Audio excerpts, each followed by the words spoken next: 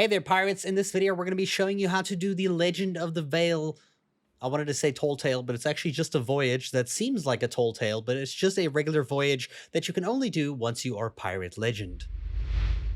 Now, in order to get this voyage, you need to go to the Pirate King. And to do this, you have to be at any tavern, at any outpost. Obviously, every time you start the game, you will spawn in a tavern, so you can already start once you open the game now. We're also going to use Athena's Fortune Emissary, which is going to allow us to get a ton more gold by doing this voyage. But in order to get to Athena's Fortune, you have to play the song Infernal Gallop, the legendary shanty song. So you play this at a certain spot in the tavern, and after like 2 or 3 seconds, you'll see the ground will start like glowing with the symbol of the Pirate King, and it will open up the ground.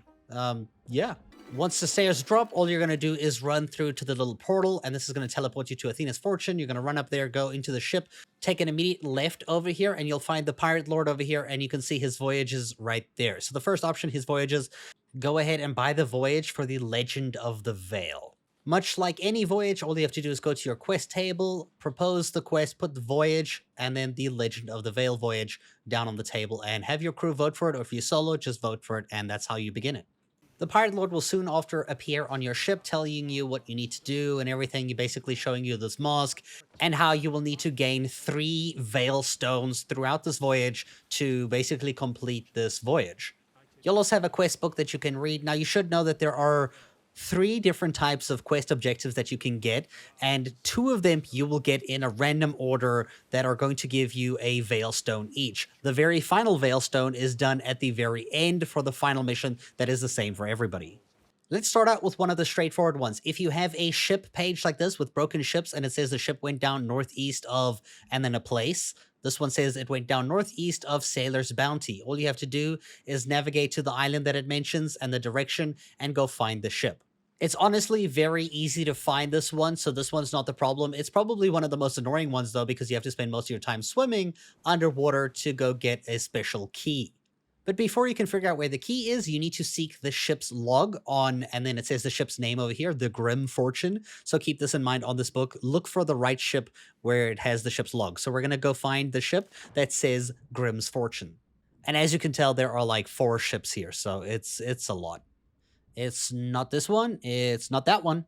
I think it's this one over here. The Grim Fortune. This is the ship. We need to search this ship and find the ship's log. So just swim around the ship here looking for a book. It's usually on like a counter or somewhere obvious like this one right over here, the ship's log, just on the like a shelf on the side of the ship. Just pick it up and this will add extra pages into your book to tell you where the key that you're looking for is.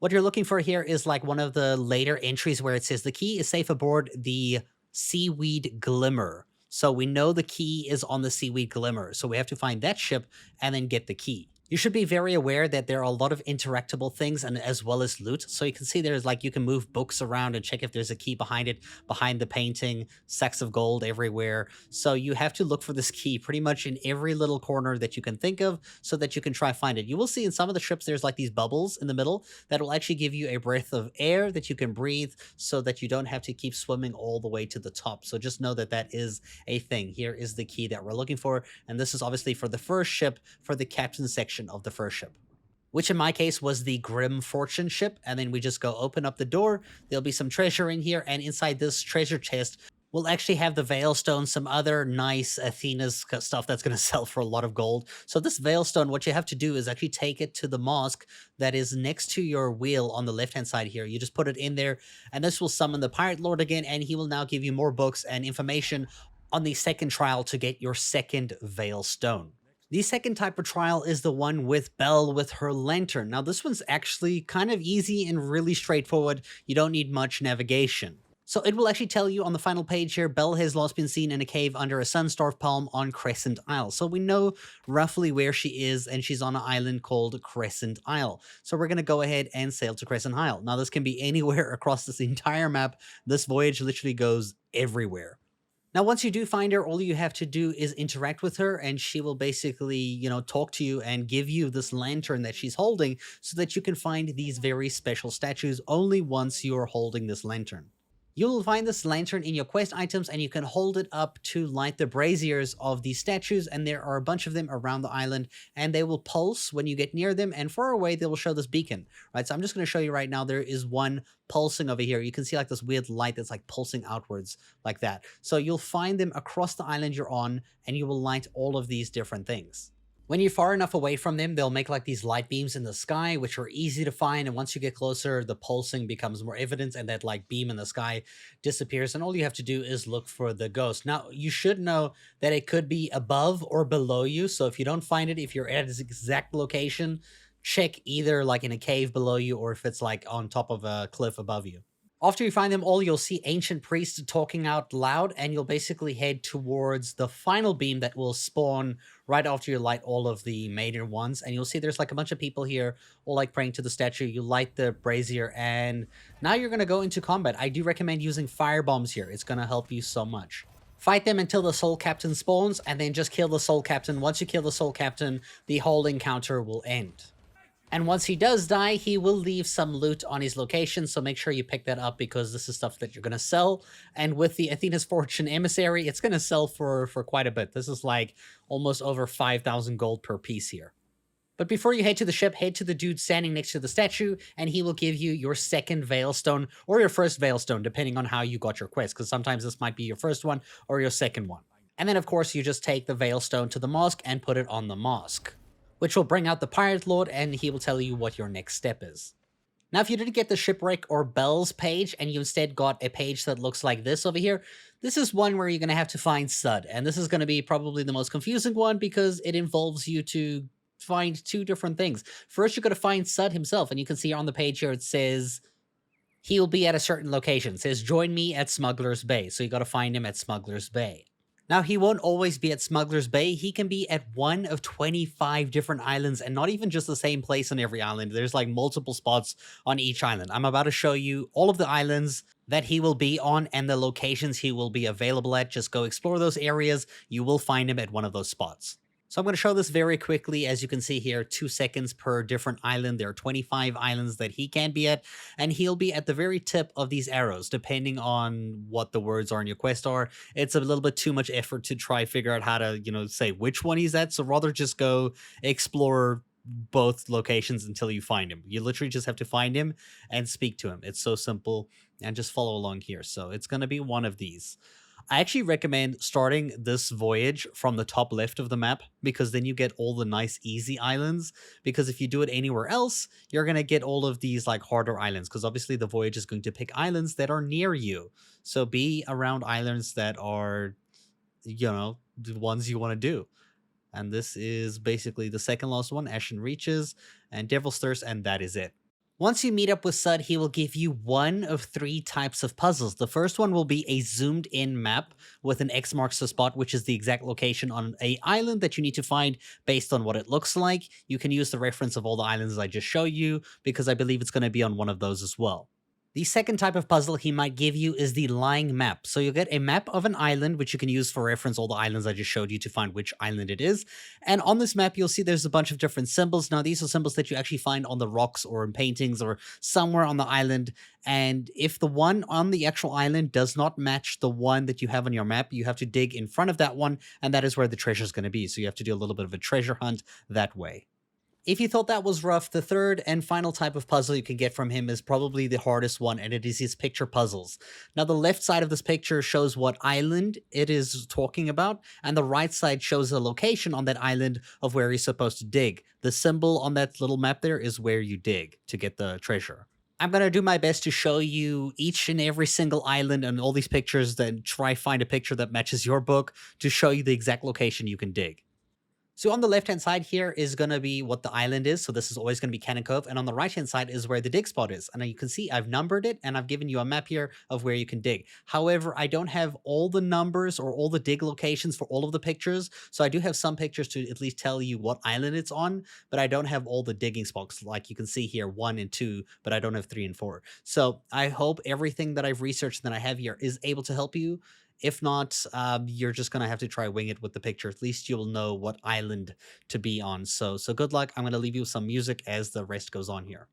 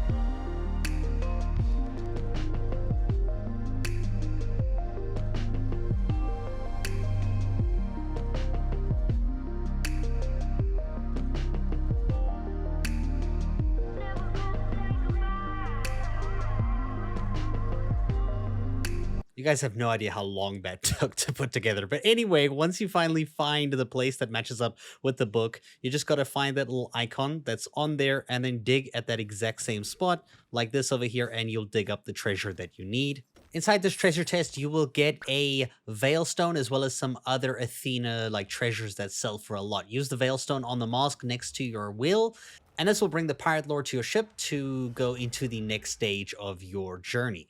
So after you get 2 of your Veil Stones, a tornado, a green tornado with like green lightning will spawn on your map. Everybody in the world can see this, so do be careful. You might end up inviting trouble, right? So when you get to this location, you have 2 major tasks to do. So the big tornado in the middle is a stronghold of a fort of some kind. You know, you're only going to do this in ship battles, and there'll also be ghost ships around the entire time. Don't really worry about them unless you need the resources from their storage crates or they're going to, like, you know, destroy you. I'm doing this as a solo sloop, so I just wanted to take that one out before it defeats me. But you'll see this thing in front of me, this like glowing, you know, like building on the rocks here. There are 3 of these all around the tornado.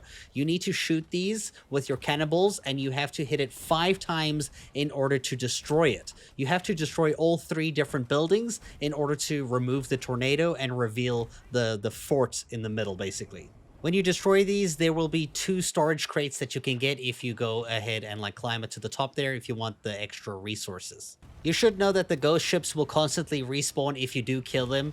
The only way to stop them respawning is actually by destroying the buildings, and if you're doing the solo on a sloop like how I'm doing it, I recommend using half sails and slowly sailing by so that you can get your 5 shots on it nicely until you destroy them. Once you've taken out all 3 different like forts around the major tornado, the tornado will disappear and there'll be a giant fort in the distance there. Now every single glowing building there will take 3 cannons to be destroyed. So you have to sail around it. There will be ghost ships going around it as well. Don't really worry about them. They're going to respawn. You need to destroy all and every single one of those glowing buildings. It's also really important you aim high enough and not hit it on the low end. You have to hit it on the top so that it makes like a greenish kind of like, you know, hit effect to actually show that it's landing your shots. Once you destroy all of the green glowing buildings on the fort, you'll be able to actually go up there and claim your loot. All the ghost ships and everything will despawn, and it will now be safe to traverse, besides, you know, other real players being around you if they are there too. You're going to go ahead and park next to a platform that looks like this by the fort. This is the kind of loot you can expect. By the time you actually sell this, you should make around just over 100,000 gold. There is a chest of legends, and then there's just a bunch of like, you know, just different types of treasure of the damned and the Athena's kind of treasures, which sell for a ton. You can actually sell this at the Sovereigns as well. So I hope you guys enjoyed this guide on how to do the Legend of the Veil, and good luck grinding your gold, and thank you so much for watching this video.